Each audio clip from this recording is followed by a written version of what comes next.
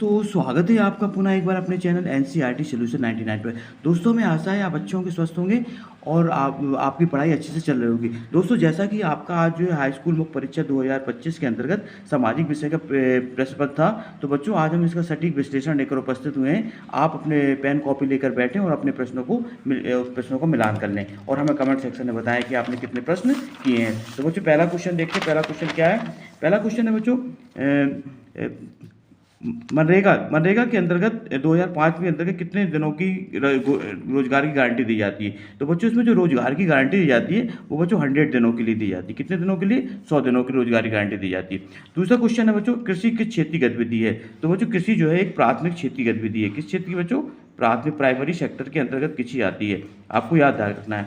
मध्य प्रदेश के एक राष्ट्रीय उद्यान, मध्य प्रदेश का राष्ट्रीय उद्यान बच्चों पन्ना राष्ट्रीय उद्यान है, कान्हा राष्ट्रीय उद्यान और ये सब राष्ट्रीय उद्यान बच्चों बांधवगढ़ राष्ट्रीय उद्यान। सन खाली जगह में श्रीलंका स्वतंत्र राष्ट्र बना। तो बताना किस सन में श्रीलंका स्वतंत्र राष्ट्र बना? तो बच्चों ये बचा 4 फरवरी 1948। कब बना था बच्चों?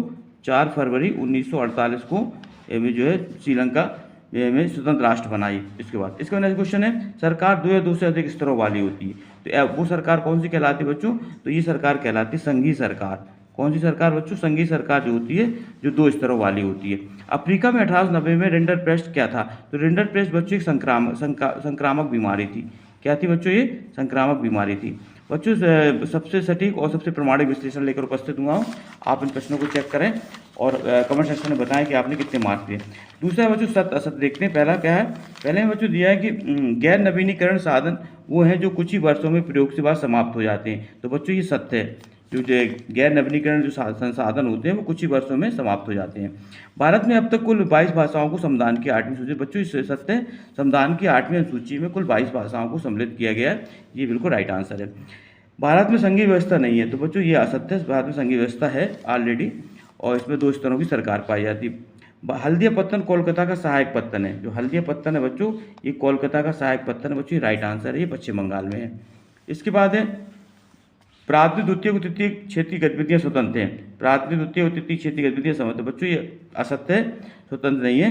तो ये बच्चों क्या है? असत्य है, क्योंकि प्राथमिक द्वितीय और तृतीय क्षेत्र की गतिविधियां स्वतंत्र नहीं है, तो इसलिए असत्य बच्चों ये। इसके बाद है मुद्रा के आधुनिक रूप में करेंसी, कागज के नोट, सिक्के शामिल है। बच्चों ये राइट आंसर है। मुद्रा के जो आधुनिक रूप है इनमें जो मुद्रा का प्रचलन होता है बच्चों ये राइट आंसर है। इसके बाद है बच्चों नेक्स्ट क्वेश्चन देखते हैं। प्रश्न क्रमांक 3। प्रश्न क्रमांक 3 क्या कह रहा है बच्चों? ये सही जोड़ी मिलाना है। तो बच्चों पहला भारतीय रिजर्व बैंक। तो भारतीय रिजर्व बैंक का जो बच्चों है ऋण और औपचारिक का स्रोत, इसका राइट आंसर बच्चों ये ऋण और औपचारिक स्रोत ये इसका है। दूसरा है स्वामित्व के आधार पर क्षेत्रक। स्वामित्व के आधार पर क्षेत्र बच्चों 2 प्रकार के होते हैं, सार्वजनिक क्षेत्रक और निजी क्षेत्र, आपको याद रखना है।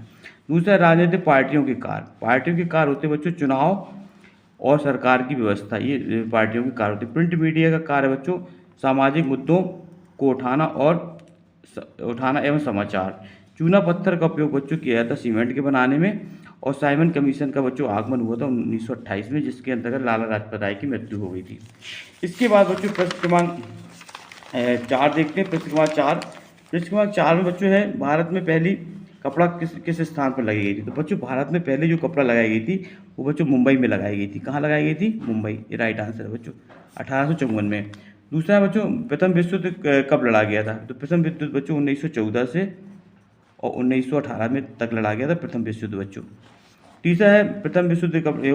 द्वितीय क्षेत्र की गतिविधि के नाम बताइए बच्चों। द्वितीय क्षेत्र की गतिविधि, द्वितीय क्षेत्र की गतिविधि बच्चों आती विनिर्माण और निर्माण। ये बच्चों द्वितीय क्षेत्र की गतिविधि है, विनिर्माण और निर्माण द्वितीय क्षेत्र के अंतर्गत आती है बच्चों। इसके बाद अतीत के देशों को जोड़ने वाला मुख्य माध्यम क्या था? तो बच्चों अतीत में देशों को जो मुख्य जोड़ने वाला माध्यम था बच्चों व्यापार था। क्या था? व्यापार था, राइट आंसर है। कि किसी राष्ट्र में सरकार विरोधी समूहों की हिंसक लड़ाई जो युद्ध में उससे कैसी लगती है? तो बच्चों सरकार विरोधी लड़ाई जो होती है, सरकार के विरोध में जो लड़ाई की जाती है बच्चों गृह युद्ध कहलाती है। क्या कहलाती है बच्चों? गृह युद्ध। इसको आपको याद करना है। कौन सा युद्ध बच्चों? गृह युद्ध कहलाती है। परिवहन का कौन सा साधन सबसे सुविधाजनक है? तो बच्चों परिवहन का सबसे सस्ता साधन है बच्चों जलमार्ग। कौन सा सबसे? जलमार्ग परिवहन का सबसे सस्ता साधन है। इसके बाद है बच्चों प्रश्न क्रमांक 5 देखते हैं। प्रश्न क्रमांक 5 में क्या है? ब्राजील के रियो डी जेनेरो में पर्यावरण और विकास सम्मेलन कब हुआ था? तो बच्चों ये सम्मेलन हुआ था जून 1992 को। इसका राइट आंसर है बच्चों जून 1992 में।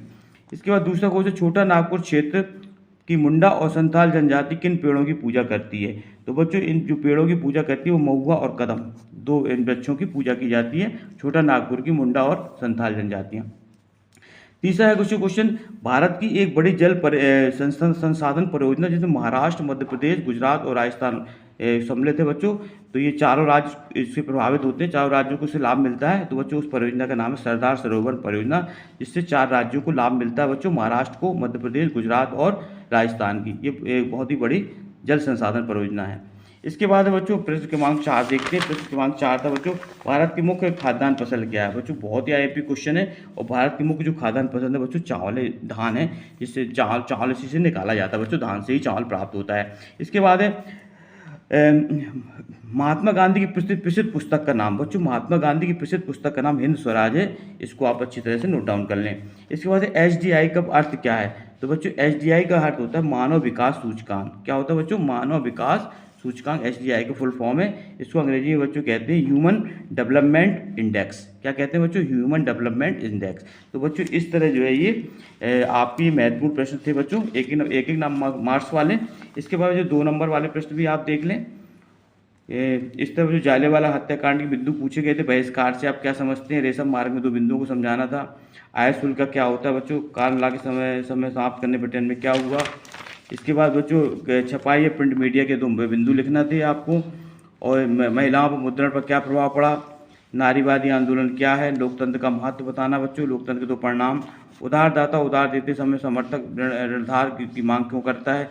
ऋण के औपचारिक और अनौपचारिक स्रोत क्या हैं? बेशक्ति कौन से तरीके से बाजार में लोगों का शोषण होता है? दूसरा बच्चों जागरूकता उपभोक्ता मामले की आवश्यकता लिखिए।